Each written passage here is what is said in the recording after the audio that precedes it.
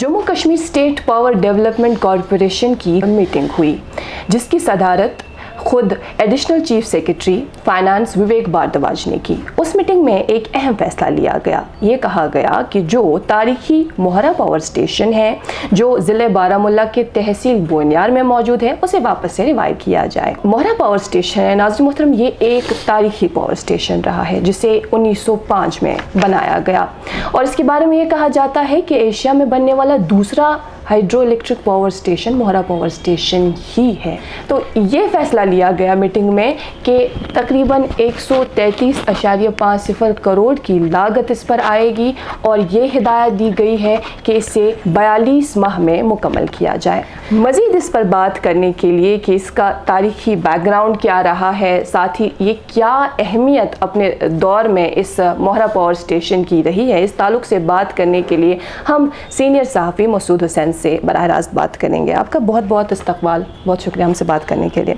सबसे पहला और बुनियादी सवाल वो ये रहेगा कि 1905 में इस मोहरा पावर स्टेशन को बनाया गया और ये कहा जा रहा है कि एशिया का दूसरा हाइड्रो इलेक्ट्रिक पावर स्टेशन जो बना वो यही पावर स्टेशन है। हमें इसका जो तारीखी बैकग्राउंड है क्या है, हम वो जानना चाहते हैं। देखिए, जो मोहरा है, मोहरा को समझने के लिए तो एक इंजीनियरिंग मार्वल था, उसमें कोई शक ही नहीं है, लेकिन इसको समझने के लिए ये जानना ज़रूरी है कि जम्मू कश्मीर में 1900 में क्या हालत थी। 1900 में हालत ये थी कि कश्मीर में कोई बस नहीं थी। जो सबसे बड़ा ट्रांसपोर्ट था वो टांगा था। छोटा सा रास्ता था जिसको आज हम झेलम वैली रोड कहते हैं। ये एक वाहिद रास्ता था जी। आपके यहाँ बहुत सारे पॉलिसी मेकर्स हैं, वो डिसाइड करते हैं। तब देखा देखी में, क्योंकि तब राजवाड़ों की कहानी थी, अच्छा। तो तब देखा देखी करते थे। एक राजा कोई काम करता था तो दूसरे को बड़ी मुश्किल होती थी, किसने किया, मैं क्यों नहीं कर सकता। तो इस प्रोजेक्ट में भी वैसी सिचुएशन हो गई। मामला ये था कि 1902 से पहले, शायद 1900 में मैसूर के राजा ने, वहाँ का जो महाराजा था, उसका एक गोल्ड फील्ड था, कोलार गोल्ड फील्ड। उसमें एक बड़ा एनर्जी रिक्वायरमेंट थी उसको माइनिंग में। तो उसके लिए किसी अंग्रेज़ ने उनको मशवरा दिया बंगाल आर्मी से कि आप एक पावर प्रोजेक्ट छोटा सा बना लीजिए जो एनर्जी जनरेट करेगा। 1902 में वो छोटा सा, बहुत छोटा था जी। मतलब 1/4 जो फाइनली कश्मीर में बना। उसने कमीशन किया बंगाल आर्मी से, एक मेजर रैंक का एक ऑफिसर कनाडा से था, और तो उसने वो प्रोजेक्ट लिया। जब महाराजा रणबीर सिंह की सरकार थी, रणबीर सिंह मालिक था जम्मू कश्मीर का, तब उसको बड़ा मुश्किल हुआ कि इन्होंने तो किया तो हम क्यों नहीं कर सकते। तो उन्होंने भी उसी इंजीनियर को बेसिकली हायर किया। महाराजा ने ये प्रोजेक्ट बनाने के लिए एक फिजिबिलिटी देखी कहाँ हो सकता है, क्योंकि कश्मीर में किसी भी जगह आप देख लीजिएगा यहाँ एक छोटा सा पावर प्रोजेक्ट बन सकता है। बेसिकली ये लोकेशन इसलिए सिलेक्ट हो गई, इसकी दो वजह थी तब जी। एक वजह ये थी कि उस वक्त महाराजा का ख्याल था, महाराजा बेसिकली और ब्रिटिश ईस्ट इंडिया कंपनी 1860 से 70 से ये कोशिश कर रही थी कि कोई ट्रेन हो जो कश्मीर आ जाए। अच्छा। तो एक तो ये इरादा था कि किसी तरह से ट्रेन बन जाए, ट्रेन कनेक्टिविटी हो जाए। तो उसके दो रास्ते बताए गए, एक तो ये झेलम वैली रोड जो जिस पर ये प्रोजेक्ट फाइनली बना, और दूसरा ये बानहल काट रोड जिसको हम कहते हैं, जो नेशनल हाईवे है। अब बेसिक काम हो गया कि कैसा किया जा सकता था, मतलब कैसे। तो दोनों में ज़रूरत ये पड़ी कि एक बिजली का एक ज़खीरा होना चाहिए जो उस रेल को खींचे। तो एक तो ये कहा गया, और दूसरा जो सबसे ज़्यादा मसला बड़ा था उस वक्त की हुकूमत के लिए, वो ये था कि कश्मीर में फ्लड्स ज़बरदस्त आते थे। फ्लड्स अब भी आते हैं, लेकिन अब थोड़ा सा पानी की लेवल भी कम होती है और थोड़ा सा मैनेजमेंट भी किसी न किसी हद तक है, लेकिन तब ये सिचुएशन नहीं थी। वुलर लेक का जो आउटलेट है, जो अब ये वहाँ से पानी बड़ा तेज़ रफ्तारी से LOC की तरफ जाता है, वहाँ ड्रेजिंग की ज़रूरत होती है। जितनी बेहतर ड्रेजिंग वहाँ हो उतना पानी कम रुकता था। इसके लिए इंजीनियरों ने महाराजा को कहा कि हम ये काम बेहतर मैनेज कर सकते हैं अगर हम ड्रेजिंग के लिए एनर्जी सोर्स ढूंढ लें। अब तो बन गया, फैसला हो गया कि बनाना है, लेकिन अब कैसे बनाना है वो भी बड़ा मसला, बड़ा सवाल था। इस वक्त भी जब हम पावर प्रोजेक्ट्स बनाते हैं तो हमारे यहाँ स्किल्ड लेबर है ही नहीं। तभी उसी इंजीनियर ने, एक तो मजदूर हो, چلو لاؤ مزدور. مزدور کہاں کہاں سے نہیں آئے, لداخ سے آئے, بلتستان سے آئے, افغانستان سے آئے, پنجاب سے آئے, اور شاید اوڑی اور بارہمولہ سے بھی گئے ہوں گے, ان کا تو تذکرہ ہے نہیں تو لیکن وہ بھی گئے ہوں گے. تب کافی کام ہوا. 1902 میں ہی کام شروع ہو گیا, مطلب اس پہ اتنی جلدی کام, اتنا جلد کام چلتا رہا کہ 1905 میں اس نے پروڈکشن جنریشن شروع کر لی. اچھا, اب اتنا ہی بیسیکلی جو پاور پروجیکٹس ہوتے ہیں وہ محض کیپٹل انٹینسو ہی نہیں ہوتے ہیں یا لیبر انٹینسو ہی نہیں ہوتے ہیں, اس میں مشینری جو ہوتی ہے بہت بڑی ہوتی ہے, بھاری ہوتی ہے. واٹر ویل جو اس پروجیکٹ میں استعمال ہوا وہ سین فرانسسکو میں بنا ہے, اور اسی طرح جو اس کا جو جنریٹر تھا وہ نیو یارک میں بنا ہے. آپ خود ہی دیکھ لو کہ 1902 کی بات ہم کر رہے ہیں, ہم 2002 کی بات نہیں کر رہے ہیں. بغلہار میں ٹربائن لانا پڑا تو ہمیں پہلے رستے ٹھیک کرنے پڑے, رستے کاٹنے پڑے, تو تب ہم کہیں وہ جنریٹر یا وہ جس کو ٹربائن ہم لے پائے. تو تب آپ دیکھو ٹانگے پر یہ چیزیں جب ذہن میں رکھتے ہیں تو اس کی امپورٹنس کچھ زیادہ ہی بڑھ جاتی ہے اس پروجیکٹ کو اس حساب سے بنانے میں. سب سے جو مارول اس کو بناتا ہے جو میں وہ بیسیکلی پاور کا جو ویل ہے اس کو چلانے کے لیے پانی چاہیے, بالکل, اور پانی تیز رفتاری سے تھوڑا دور سے آنا چاہیے اور تھوڑا اس میں تھوڑا ڈسینٹ ہو تاکہ اس کی رفتار پکڑ لے اور تھوڑا جنریٹر تیز چلے. تو اس کے لیے رامپور ایک ندی ہے اندر, بالکل جنگلوں کے اندر سے, تو وہاں سے پانی لانا پڑا, اور پانی ایک چینل بنائی گئی 10 کلومیٹر کے آس پاس, تھوڑا زیادہ ہی. تو اس وقت, آج کل تو ہم ٹنل یوز کر رہے ہیں, تب ٹنل کا کوئی پاسبلٹی تھا ہی نہیں. تو تب یہ جو 10 کلومیٹر ہیں اس میں سے کم از کم 3-3.5 کلومیٹر تو میسنری ورک ہے, جس میں اینٹیں, گروٹی اینٹیں اور گارا استعمال ہوا ہے, جو مطلب آج کل کی انجینئروں کو اگر یہ پڑھائیں گے تو بالکل پریشان ہو جائیں گے. کیسے 200 کیوسک واٹر کوئی چھوٹا پانی نہیں ہوتا, بہت پانی ہوتا ہے. تو مطلب آپ اندازہ اس سے لگا سکتے ہیں, جب سیلاب آتا ہے جہلم میں تو 50,000 سے 60,000 کیوسکس آتا ہے, تو 200 کیوسک پانی اس پائپ سے. اس کے بعد یہ 3 کلومیٹر تک تو گارا اور اینٹ تھا, یہ لکڑی تھی, بالکل دیودار کی لکڑی, 6 سے 6.5 کلومیٹر, اور اس لکڑی کی ٹنل سے پانی لانا جو اس کو بالکل مختلف اور کمپلیٹلی ڈیفرنٹ بنا دیتا ہے. تو اس وجہ سے یہ بہت ہی امپورٹنٹ ہے. تو تب شروع جب ہو گیا, اب اس نے تو بہت کم پاور جنریٹ کیا, ایٹ اٹ اسپیک یہ کبھی 9 میگا واٹ سے گیا نہیں, لیکن تب اس نے اتنا پاور جنریٹ کیا کہ ہم تو ڈریجنگ تو چلا رہے تھے, پھر بھی ہمارے پاس بجلی بچتی تھی. تو پھر اس کو وہاں سے لانے کے لیے پہلے تو تھوڑا سا سوپور لے گئے, پھر سری نگر لائے مہاراج جی کے پیلس کو, پھر اس کے بعد جب بڑھ گیا تو تھوڑا لال چوک میں بھی ہم کو بجلی دیکھنے کو ملی. یہ اس کی کہانی ہے جو اس کو وقتاً فوقتاً چیلنجز کا سامنا کرنا پڑا. ہاں, کیونکہ یہ بالکل جہلم کے کنارے پہ ہے, اور سیلاب جب آتا ہے تو پہلا کام سیلاب کرتا تھا. لیکن آپ کو یہ بتا دوں میں, پہلی بار جب یہ خراب ہو گیا تب سیلاب نے کچھ نہیں کیا تھا, تب ٹرائبل ریڈس تھے. تو جب مہاراج جی کے دربار میں 24 اکتوبر کو بجلی چلی گئی تو ان کو پتہ چلا کہ بارہمولہ پہنچ گئے. تو 1948 کے جنوری میں اس کو تھوڑا ریسٹور کیا گیا اور پھر کام شروع ہو گیا. پھر اس کے بعد 1957 میں فلڈ آ گیا تو اس نے اس کی پوری تباہی کر دی. تب گورنمنٹ آف انڈیا کو ریکویسٹ کی گئی تو انہوں نے ہنگری سے ایک انجینئر کو لایا, لوجاس کا پاس. تو وہ 1961 میں اسی پروجیکٹ پہ کام کر رہے تھے اور بیچارے اسی میں پانی میں چلے گئے اور مر گئے. مسعود صاحب, آپ سے یہ جاننا چاہیں گے جو کہ جس طرح سے آپ نے اس کے تاریخی پس منظر کے حوالے سے ہم نے ڈیٹیل وے میں ہم تک انفارمیشن پہنچائی, ہم یہ جاننا چاہتے ہیں جو کہ بنایا ہوا پروجیکٹ تھا, پھر آج کل کی حکومت یا جو اس سے پہلے کی حکومت تھی انہوں نے کیوں نہیں اس میں کوئی انٹرسٹ دکھایا؟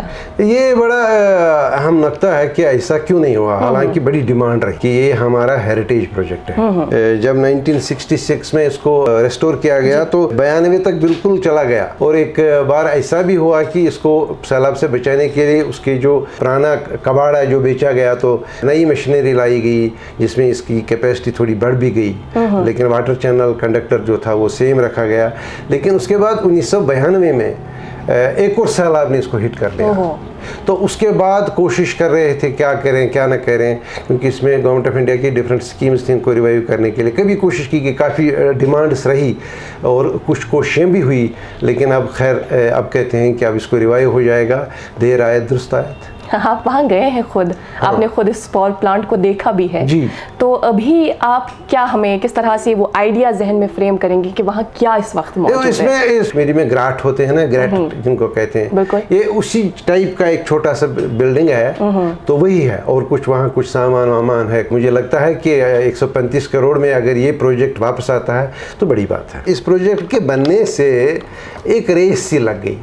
اس کے بعد جب مہاراجہ رنبیر سنگھ نے جب بجلی دیکھی, پہلے تو ہم فرینچ پیٹرومیکسز یوز کرتے تھے, تو وہ جو اگر کا آپ نے پرانی تصویریں دیکھی ہوں گی تو لال چوک میں بھی کچھ دیے ٹائپ کا, پہلے دیے ٹائپ کے تھے جن کو شام میونسپلٹی تیل ڈالتی ڈالا کر, پھر اس کے بعد گیس کی دنیا آ گئی جس کو ہم گیس کہتے تھے. یہ گیس نہیں, LPG کی بات نہیں کر رہا ہوں. جب پہلے شادیوں میں وہ ایک آدمی ہوتا تھا جو لائٹنگ کا سسٹم دیکھتا تھا.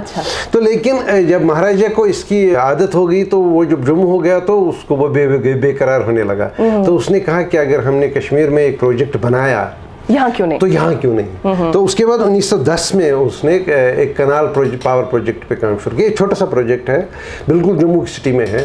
تو اس کے لیے انہوں نے ایک نہر بنائی اخنور سے پانی لایا بجلی کنال پاور ہاؤس کو چلانے کے لیے, اور جموں سٹی کے بیچوں بیچ ایک پروجیکٹ بنایا جو اس کا 1/3 اس کی, مطلب میں وہاں دیکھا ہے, میں نے گیا ہوں میں وہاں, اسے محل کی ضرورتیں اور رستے روشن ہوتے تھے تو وہ چلتا تھا. اور وہ پروجیکٹ 54 تک چلا, اور 54 کے بعد بیٹھ گیا کیونکہ مہاراجہ کا پرسنل پراپرٹی تھا, پرسنل یوز کا تھا, تو اس میں گورنمنٹ کا اتنا شاید پرہیپس رول نہیں تھا. تو 1957 تک تو یہ خاموش, مطلب کچھ کام نہیں ہو پایا. 57 میں اس پر کام ہو گیا تو تھوڑا ریوائیو کیا. 57 کے بعد کچھ سال تو یہ چلا, پھر بیٹھ گیا کیونکہ مشینیں اس کی بھی پرانی تھیں, بہت پرانی تھی. تو اس کے بعد 2002 کے آس پاس جموں کشمیر سرکار نے کوشش کی کہ اس کو ریوائیو کریں, اور اس کو ایک نئی پالیسی کے تحت, ہم اس پالیسی کو انڈیپینڈنٹ پاور پروڈیوسرز کہتے ہیں. اس میں کنٹروورسی رہی, تھوڑا کورٹ کیس بھی چلا, but I am not updated about it status right now. جب موہرا پاور ہاؤس کی اناگریشن تھی تو بادشاہ نے یہ ثابت کرنے کے لیے کہ میں جی آپ سے 1 انچ بڑا ہوں یا آپ سے بڑا ہوں, 1 up والا جو تھا, تو اس نے دعوت دے دی پونچھ کے مہاراجے کو, تو کہ آپ بھی آ جاؤ اس اناگریشن میں. تو اس نے کھانا کیا کھایا, وہ خاک کھاتا, وہ جل گیا, جل بن گیا. تو واپسی پر پہلا کام کیا, اس نے بھی پاور پروجیکٹ پہ کام شروع کیا. اس پاور پروجیکٹ کو کہتے ہیں حویلی پاور پروجیکٹ. میں خود گیا حویلی پاور پروجیکٹ کو دیکھنے کے لیے وہاں پونچھ. تو عجیب تماشا یہ کہ کسی کو پونچھ میں پتہ نہیں کہ یہاں پاور پروجیکٹ تھا. بعد میں مجھے وہاں ایک پوسٹ مین ملا, ڈاکیا ملا, تو اس نے کہا ہاں یہاں میں تو لیٹر کچھ آتا جاتا ہے, یہاں ایک محلہ ہے اس کو کہتے ہیں محلہ پاور ہاؤس, تو شاید یہ وہی ہے. تو پھر میں وہاں گیا, وہاں کچھ نہیں تھا, وہاں ایک چھوٹا سا ایک تالاب تھا. بعد میں کچھ بزرگوں سے بات ہوئی تو انہوں نے کہا کہ یہ 1964 تک ہی چلا. بیسیکلی پاور پروجیکٹس میں سب سے بڑی امپورٹنس ہوتی ہے اکنامکس کی. کیا آپ جتنا ان پٹ آپ لیتے ہیں, جتنا خرچہ اس میں ہوتا ہے, کیا آپ اتنا خرچہ وہاں سے لا سکتے ہیں. 25 کلو واٹ کوئی مسئلہ نہیں ہے. آج تو 4 گھر 5 گھر اگر اکٹھے ان کا حساب کتاب کیا جائے تو وہ 25 کلو واٹ خرچ کرتے ہیں. لیکن اس پروجیکٹ کے حوالے سے بھی بڑی ایک انٹرسٹنگ چیز یہ ہے کہ اس کا پانی جو آتا تھا وہ بھی اسی پہاڑی کے سلسلے سے آتا تھا جس پہاڑی کے سلسلے سے مہارا کو سپلائی ہوتا. تو اب جب 1974 میں اچانک یہ مطلب تھوڑا تھوڑا کبھی کبھی چل رہا تھا, تو ایک دن یہ پروجیکٹ ہی بیٹھ گیا. سرکار نے انجینئرز کو کہا کہ اس میں یہ بند کیوں ہو گیا, تو انہوں نے کہا جناب پانی بند ہو گیا. تو پھر ان کو کہا گیا کہ آپ اس کے سورس کی تلاش میں جاؤ, یہ پانی کہاں سے آتا ہے اور اس کو ریسٹور کرو. تو وہ اس چینل کے ساتھ ساتھ چل پڑے جہاں سے اس پروجیکٹ کو پانی آ رہا تھا. چلتے گئے تو انہوں نے LOC کراس کر گئے. تو LOC میں ان کو دونوں کو گرفتار کیا گیا. پھر گورنمنٹ آف انڈیا کو اور گورنمنٹ آف پاکستان کو تھوڑا نیگوشیٹ کرنا پڑا گا ان 2 انجینئروں کو چھڑانے کے لیے. تب اس کے بعد فیصلہ یہ لیا گیا کہ جس پروجیکٹ کا واٹر سورس ہمارے کنٹرول میں نہیں ہے اور جس کی اکنامکس نہیں بنتی ہے تو اس کو چلانا نامناسب ہے. تو یہ بھی جاننا چاہیں گے چونکہ ان پاور اسٹیشنز کے ساتھ دلچسپ کہانیاں بھی جڑی ہے جو آپ نے تفصیلاً ہم تک پہنچا دی. آپ سے یہ جاننا چاہیں گے کہ یہ پاور اسٹیشن اگر یہ پوری طرح سے اس کو ریوائیو کیا گیا تو کتنا بڑا ڈفرینس دیکھنے کو ملے گا؟ دیکھیے ڈفرینس تو اس حساب سے دیکھیے we have moved a long way, تو تب سے جہلم میں کافی پانی بہ چکا ہے، اور ہم اس وقت جب بجلی کی بات کر رہے ہیں تو ہم اس وقت کر رہے ہیں 8,000 10,000 میگا واٹس کی بات جو ہم کر رہے ہیں، تو اس لیے it won't make a much material difference to the power supply or power position. I don't think even it will be adequate enough to manage the place, energy requirements of the place where it is located. موہرا power house کا بننا یہاں کی بجلی situation کے ساتھ link نہ کیا جائے تو بہتر ہے. جو پروفائل میں ایک سٹار ہو جائے گا، سٹار ایڈ ہو جائے گا، وہ شاید 13,000 کروڑ سے زیادہ ہے. جب یہ سری نگر کشمیر اور جموں کا پروجیکٹ بن گیا تب پرابلم ہو گئی یہاں کے جاگیرداروں کی. جی انہوں نے کہا اب مہاراج کے پاس بجلی ہے، ہمارے گھروں میں کیوں نہیں ہے؟ تو یہاں کم از کم ایک جاگیردار نے اس کے فوراً بعد پلوامہ میں اس کے فوراً بعد اپنا پروجیکٹ بنایا. اچھا وہ بالکل 1970 تک تو چل رہا تھا. تو ایسے جو جس قسم کا پروجیکٹ تھا وہی پروجیکٹ آج ہم ان کو IPPs کہتے ہیں، انڈیپینڈنٹ پاور پروڈیوسرز. اور ہمارے یہاں اس وقت بہت سارے انڈیپینڈنٹ پاور پروڈیوسرز ہیں جو 10 سے 12 میگا واٹ تک کے پروجیکٹ بھی چلاتے ہیں. تو اس لیے اس موہرا کا جو ورتھ ہے اس کی ورتھ اس کی بجلی سے نہیں ہے، اس کے وجود سے ہے. تو اس کا ہیریٹیج ویلیو ہے، ایک ہسٹری میں ایک تسلسل ہے، تو وہ تسلسل پھر قائم ہو جائے گا. تھینک یو سو مچ. بہت میرے خیال سے جو معلومات ہم نے ناظرین تک پہنچا دی موہرا پاور اسٹیشن کے حوالے سے، وہ بھی اس اشتیاق میں ضرور ہوتے کہ دراصل یہ موہرا پاور اسٹیشن ہے کیا. تو اس میں تھوڑا ایک پرابلم ہے، بہت سارے لوگ موہرا کو ماہورا کہتے ہیں. یہ ماہورا تھوڑا ریاسی میں ہے، وہ یہاں نہیں ہے، اس کو موہرا ہی کہتے ہیں اور اس کو موہرا ہی رہنے دیا جائے. بہت بہت شکریہ. Thank you so much.